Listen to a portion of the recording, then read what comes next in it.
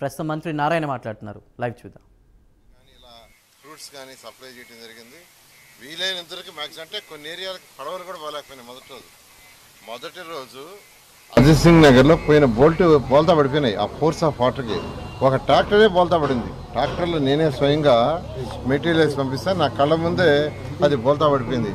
అలాంటి పరిస్థితుల్లో కూడా ఈరోజు అన్ని శాఖలను సమన్వయం చేసి ముఖ్యమంత్రి గారు ప్రజలకి వీలైనంత వరకు తక్కువ ఇబ్బంది ఉండేట్టుగా చేయడం జరిగింది. అయితే ఇప్పుడు నీళ్లు దాదాపు 80% పోయినాయి. ఇంకా కొన్ని ప్లేసులు ఇంకా 20% ఉన్నాయి. ఇవాళ ఈవినింగ్కి ఇలాంటి రేపు పోతాయని అనుకుంటున్నాం.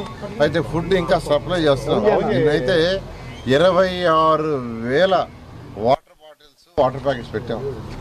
దాదాపు 8,000 మందికి ఫుడ్ ప్యాకెట్స్ పంపించాం. దాదాపు 10,000 బిస్కెట్ ప్యాకెట్స్ పంపించాం. దాదాపు 8,000 మిల్క్ ప్యాకెట్స్ పంపించాం. ఇవాళ కూడా అదే క్వాంటిటీ పంపిస్తున్నాం. రేపు నుంచి 8 లక్షలు 10 లక్షల బిస్కెట్ ప్యాకెట్స్, 8 లక్షల మిల్క్ ప్యాకెట్స్, 26 లక్షల వాటర్ ప్యాకెట్స్ ఈ విధంగా యాక్చువల్గా పంపించడం జరిగింది. ఇవాళ కూడా అదే క్వాంటిటీ పంపించుకున్నాం. ఎందుకంటే ఇప్పుడు నేను కొన్ని ఇళ్లలో అడిగాను. యాక్చువల్గా వాళ్ళందరూ ఏం చెప్పారంటే మా సిలిండర్ కొట్టుకోబోయించారన్నారు. సో వంట వండుకోవాలన్నా అది కూడా ఇబ్బంది అవుతుంది. రేపు యాక్చువల్గా వాళ్ళకి రైస్ కొన్ని ప్రొవిజన్స్ అవన్నీ స్టార్ట్ చేస్తారు. ముఖ్యమంత్రి గారు ఆల్రెడీ ఆదేశించారు ఇమీడియట్గా స్టార్ట్ చేయమని. రేపు నుంచి ఇస్తారు. అయితే ఈ యొక్క ప్రాబ్లం తగ్గిందాకా ఫుడ్ కానీ, వాటర్ కానీ, మిల్క్ కానీ, బిస్కెట్స్ కానీ, ఫ్రూట్స్ కానీ సప్లై చేయమని చేశారు. అదేవిధంగా మెడికల్ క్యాంపులు ప్రతి వార్డులో, ప్రతి సచివాలయంలో పెట్టమని చేశారు. మెడికల్ డిపార్ట్మెంట్ చేస్తుంది. అయితే తర్వాత అన్నిటికంటే నెక్స్ట్ ఏంటంటే శానిటేషన్ కోసంగా రాష్ట్రంలోని మున్సిపల్ కమిషన్ అందరిని పిలిపించాం.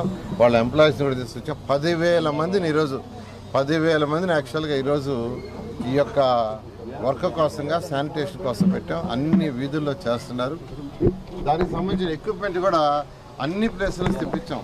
మిగతా మున్సిపల్ కార్పొరేషన్ నుంచి, మున్సిపాలిటీస్ నుంచి వాళ్ళకి కావాల్సిన డ్రోజర్లు కావచ్చు, లేదా స్వీపింగ్ కావచ్చు, జేసీబీలు కావచ్చు, అన్నీ తెప్పించాం.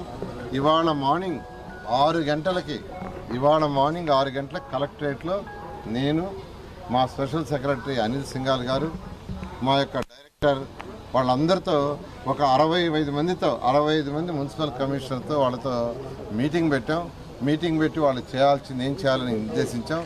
వాళ్ళకి కావాల్సిన ఎక్విప్మెంట్ ఏమన్నా కావాల్సి ఉంటే అది కూడా అడిగాం, రాసుకున్నాం. దాన్ని కూడా ట్రాన్స్పోర్ట్ మినిస్టర్తో, మైన్స్ మినిస్టర్తో, ట్రాన్స్పోర్ట్ సెక్రటరీతో, మైన్స్ సెక్రటరీతో డిస్కస్ చేసాం.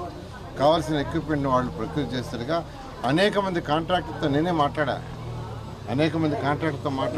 వాళ్ళని రమ్మన్నాను. దానికి కావాల్సిన ఎక్విప్మెంట్ తీసుకురమ్మన్నాను.